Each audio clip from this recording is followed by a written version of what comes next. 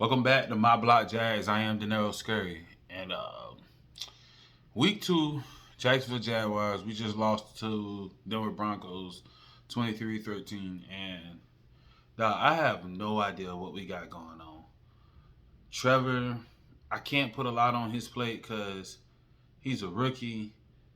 But when it comes to this coaching staff, when it comes to Trent Baalke, when it comes to everything dealing with the Jacksonville Jaguars, it just seems like we can't get nothing right.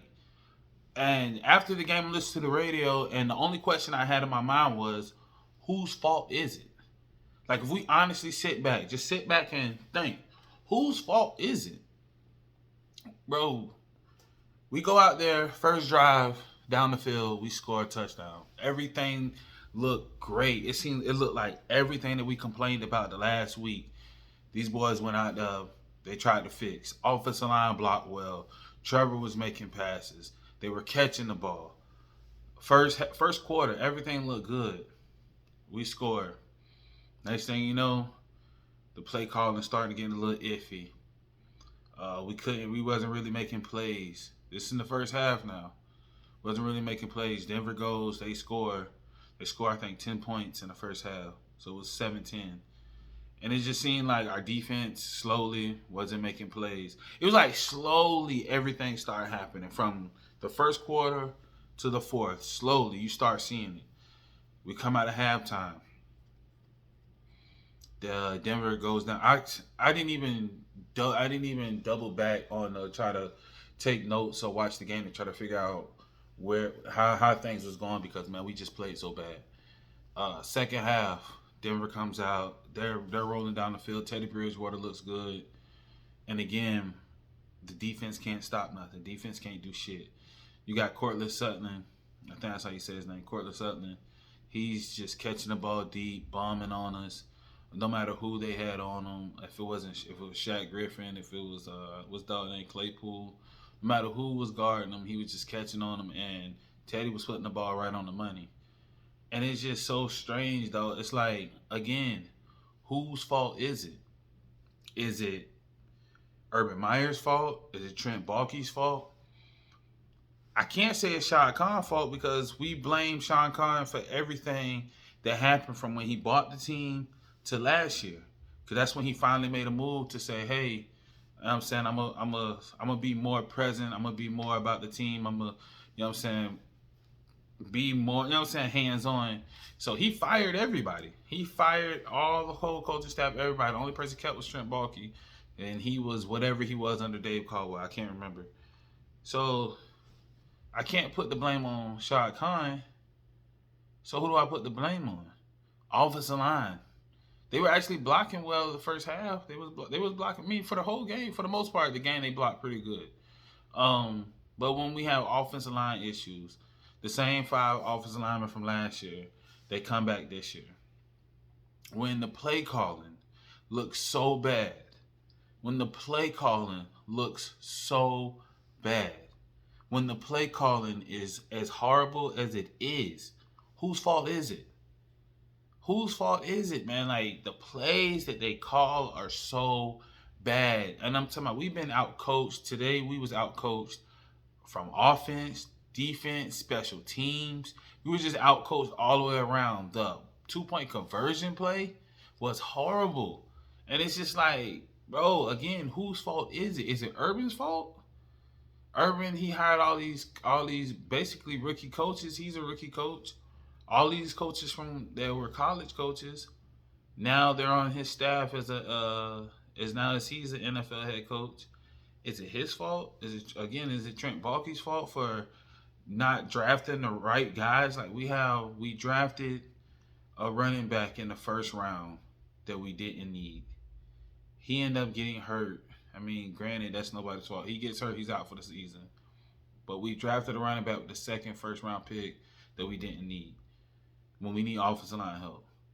We draft an offensive tackle in the second round who hasn't played in like 2 years. And he doesn't even dress for the first 2 games. Granted, he's not good. We've seen him in the preseason. He's not that good. But if you don't dress him, That's showing that you're not even trying to make the all. You're not even putting the effort to make to try to find the best combination and try to do something with the offensive line. You're not even dressing him. Like, come on. Then you got Wingard starting, and you got Cisco on the bench.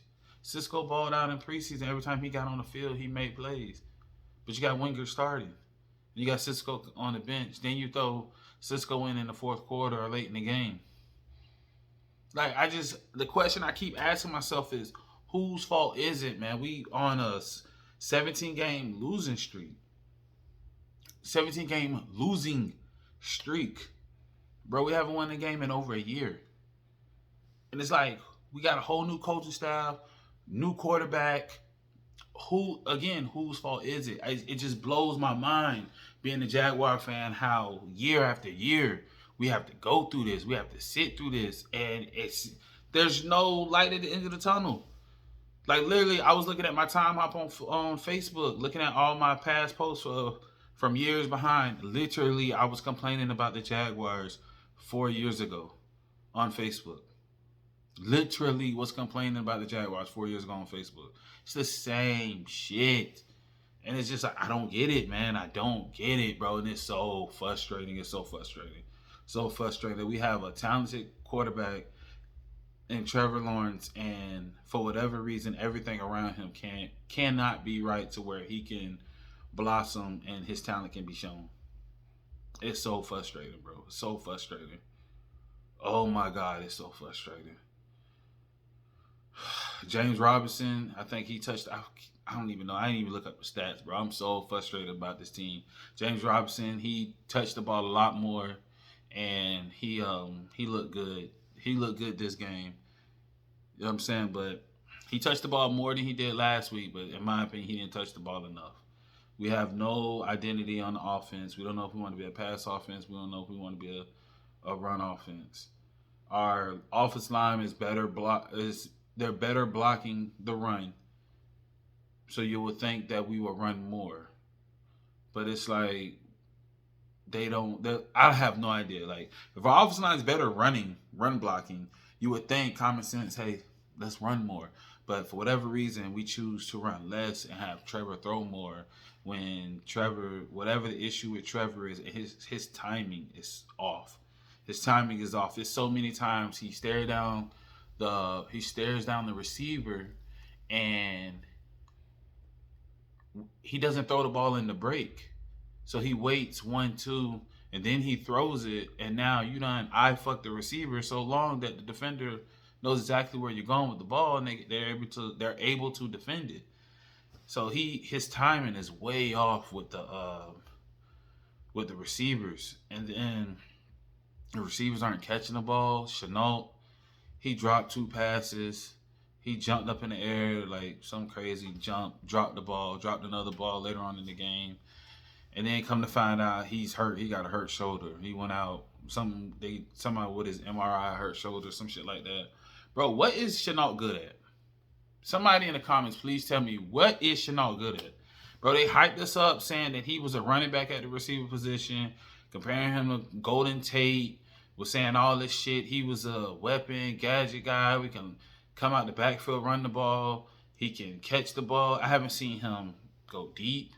I haven't seen nothing from him. He doesn't have speed. Haven't really seen nothing from him outside of you handing him the ball and Chenault able to run. Chenault running. That's the only thing I've honestly seen out of Chenault that was somewhat as a positive, and that's just him playing the running back position. But him as a receiver, I haven't seen. There's absolutely no positive that I can give you about him. And he's always hurt. Last year, it seemed like every game he was on, during the game, he was on the injury report. It was something always happening. Ankle, hamstring, glutes, something. He's always hurt. And this year, he's dropping passes. Dropping passes. I just don't get it, man. It's so frustrating. It's so frustrating. It's so frustrating, bro. I really don't get it, man. I really don't get it, man. Week 2, and it's another L, man. Next week, we have Arizona Cardinals. We got Kyler Murray. Now, if any of y'all ever seen Kyler Murray play, if y'all been watching Kyler Murray been balling, man. He's looked good this year. Kyler Murray looked good last year. He's been balling out. Then they have DeAndre Hopkins. We already know what he gonna do. We play him 2 times a year when he was with Houston. So we already know what type of time DeAndre Hopkins. We already know what he coming with every time he step on the field. And they have AJ Green. They got AJ Green this time. You know what I'm saying? They picked him up in free agency. So what we gonna do? They got JJ Watt. They got Chandler Jones. They got these guys coming off the edge. What we gonna do, man? It's gonna be another disappointing loss. I'm gonna have another video for week 3, speaking on how bad we look. Like, what we gonna do, man? Bro, this shit's so frustrating, dog. Like, oh my God, this shit is frustrating, bro.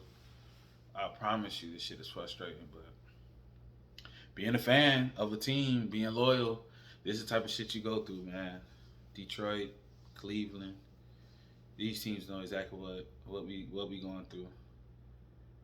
And the only thing it's not like I've seen people like, oh, it's only week 2, it's only the second game.